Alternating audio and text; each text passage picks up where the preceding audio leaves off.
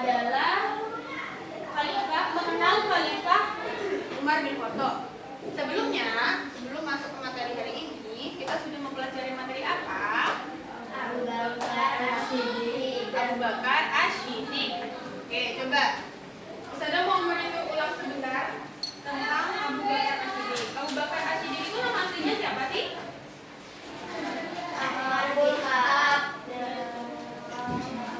Nama asli Abu Bakar As-Siddiq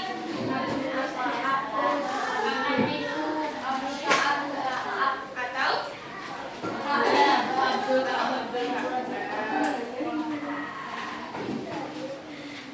Nah, kenapa kok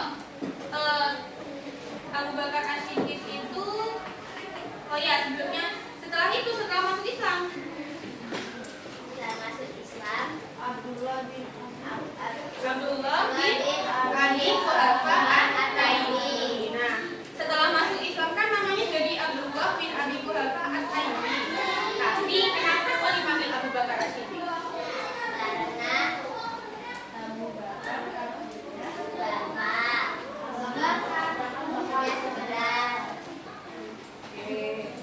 Jadi Abu Bakar itu nama di sana itu gelar kehormatan. Jadi punya gelar kehormatan yang diberikan kepada Abdullah bin Abi Quhafa itu Abu Bakar As-Siddiq. Jadi Abu Bakar itu gelar kehormatan maksudnya. Kalau As-Siddiq artinya apa? As-Siddiq Membenarkan atau mempercayai. Kita langsung saja masuk ke materinya di bab Umar bin Khattab. Silahkan dibuka LKS-nya di halaman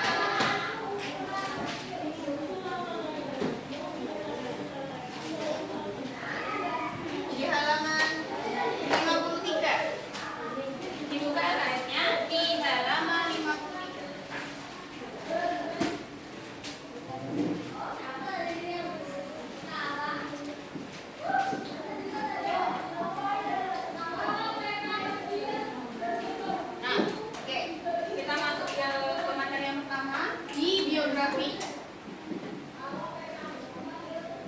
Biografi. Oke, yang pertama, nama aslinya Umar bin Khattab itu siapa? Umar bin Khattab bin Nufail bin Abdul Uzza bin Riyad bin Abdullah bin Qurt bin Riza bin Ali bin La'ab bin Ruhayyah Itu nama lengkapnya. Nama lengkap. Tapi namanya sendiri Umar bin Khattab. Nama ibunya siapa? Nama ayah dulu. Nama ayah siapa?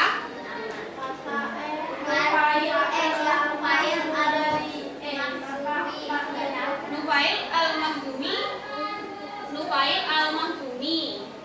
Ayahnya berasal dari suku Ali. Nah, kalau ibunya bernama Hantamah binti Hashim. Oke, itu nama Umar, ayah dan ibunya. Kalau perawakannya, jadi di sini saya jelaskan dulu perawakan. Maksudnya itu tubuhnya Umar itu kayak gimana gitu, perawakannya atau perawakan? Ciri-cirinya. Ya, kayak gitu. Oke, Umar bin Khattab berperawakan tinggi besar, bersikap pemberani, berkemauan keras dan teguh pendirian. Nah, jadi Umar bin Khattab itu sifat yang paling menonjol, dia adalah seorang yang pemberani. Kalau Abu Bakar kemarin apa? Ya, benar, jujur. Terus Pemberani. kalau Abu Bakar kemarin ya, benar sekali. Jadi kan setiap khalifah itu punya sikap atau sifat yang menonjol daripada yang lain. Bukan berarti khalifah yang lainnya nggak kayak gitu, enggak. Tapi yang lebih menonjol. Jadi kalau Umar itu sangat pemberani. Nah, beliau kuat dalam pertarungan dan tidak ada yang dapat mengalahkan sehingga orang-orang menjulukinya singa padang pasir. Keberanian dan kegagahannya setara dengan Abu Jahal. Oke. Selanjutnya adalah proses masuk Islamnya Umar bin Khattab. Umar bin Khattab masuk Islam setelah 5 tahun Rasulullah berdakwah. Umar masuk Islam diawali dengan doa Rasulullah, yaitu Rasulullah berdoa, "Ya Allah, kuatkanlah Islam dengan seorang dari 2 Umar." 2 Umar yang dimaksud adalah Umar ibnu Hisham atau Abu Jahal dan Umar bin Khattab. Jadi sebelumnya itu Rasul itu minta sama Allah, "Ya Allah, berikan kuatkan agama Islam itu dengan masuknya salah satu Umar." Jadi yang pertama itu Umar ibnu Hisham. Umar ibnu Hisham itu Abu Jahal, tahu Abu Jahal? Abu Jahal tahu. Abu Jahal itu pamannya Rasulullah yang jahat itu, yang sering kali menghalangi dakwah Rasulullah. Dan yang kedua Umar bin Khattab. Nah, Allah mengabulkan doa Rasulullah dengan masuknya Umar bin Khattab ke dalam agama Islam. Nah, proses masuknya adalah suatu ketika Umar mendengar kabar bahwa adiknya Fatimah telah masuk Islam dan mengikuti ajaran Nabi Muhammad SAW. Beliau sangat marah mendengarnya. Dengan membawa 9 pedang, beliau mendatangi rumah adiknya. Sesampainya di depan pintu rumah, Umar mendengar sang adik sedang membaca Al-Quran surat Toha ayat 1-8. Bacaan ayat Al-Quran tersebut membuat hati Umar tersentuh akan keindahan Al-Quran. Beliau bertanya kepada adiknya, "Apakah yang sedang kamu baca, wahai Fatimah?" Fatimah menjawab, "Al-Quran." Kemudian Umar meminta Fatimah untuk membacakan lagi untuknya. Umar bin Khattab merasa kagum akan isi surat Toha. Inilah peristiwa pengislaman Umar. Jadi Umar masuk Islam itu karena mendengar adiknya baca Al-Quran.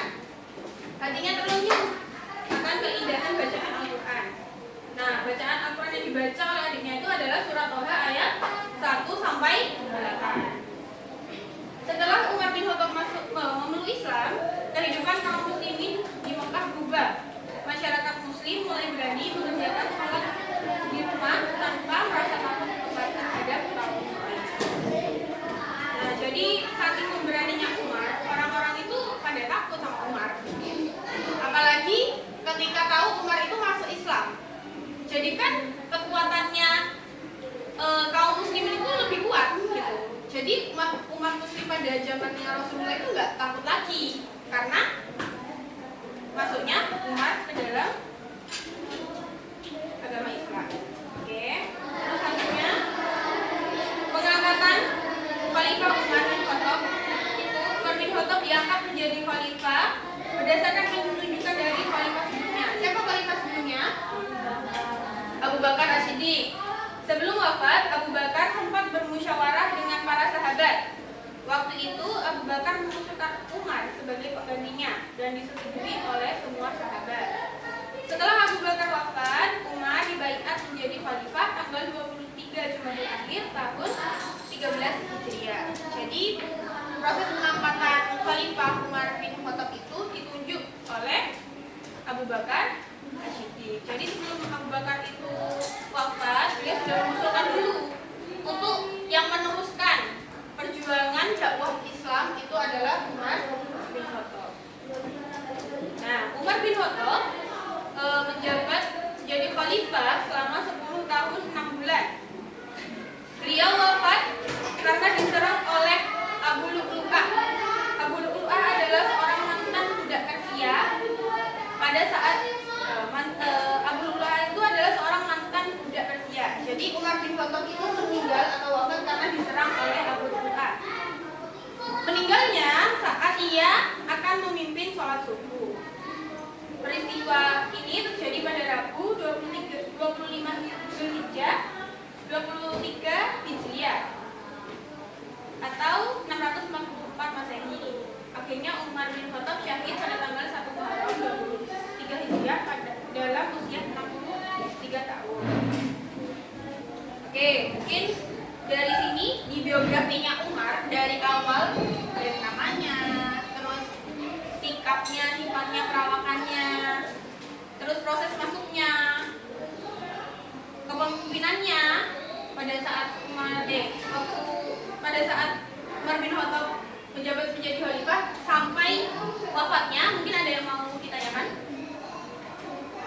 Lanjut. Oke.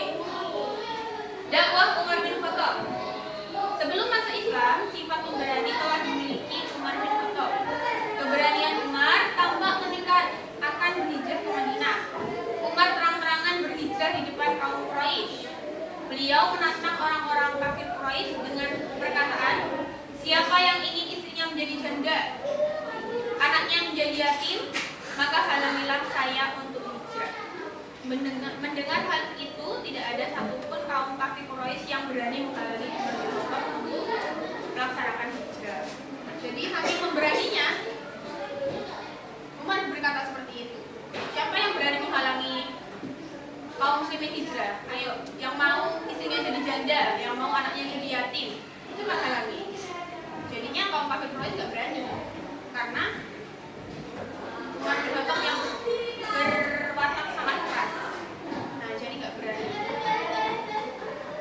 Selanjutnya adalah jasa-jasa Umar bin Khattab. Di sini ada 4 jasanya. Yang pertama adalah menata administrasi keuangan negara. Semasa memerintah, Umar bin Khattab membentuk Baitul Mal dan lembaga kemiliteran. Baitul Mal mengurusi keuangan negara, pemasukan dan pengeluaran uang, baik yang berasal dari pusat maupun provinsi, diawasi dengan ketat. Nah, kalau zaman dulu itu namanya Baitul Mal. Kalau zaman sekarang berarti kayak apa? Baitul Mal kayak bank, kan mengatur keuangan, jadi kayak bank kalau zaman sekarang. Dan selanjutnya adalah lembaga kemiliteran, bertugas mencatat administrasi ketentaraan. Lanjut, jasa yang berikutnya adalah membentuk lembaga kepentingan masyarakat. Umar membentuk berbagai lembaga demi mewujudkan kehidupan yang damai dan sejahtera bagi rakyatnya. Umar memperbaiki jalan umum serta memberikan santunan untuk anak yatim, orang tua, ibu menyusui, dan orang yang kehabisan atau kekurangan bahan makanan di perjalanan. Jasa yang berikutnya yaitu menetapkan kalender Hijriah. Tahu kalender Hijriah? Apa aja coba? Bulan-bulan Hijriah itu ada apa? Dari Muharram. Jangan lupa ya Muharram.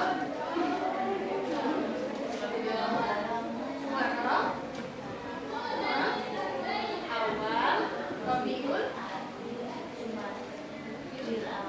Syuban,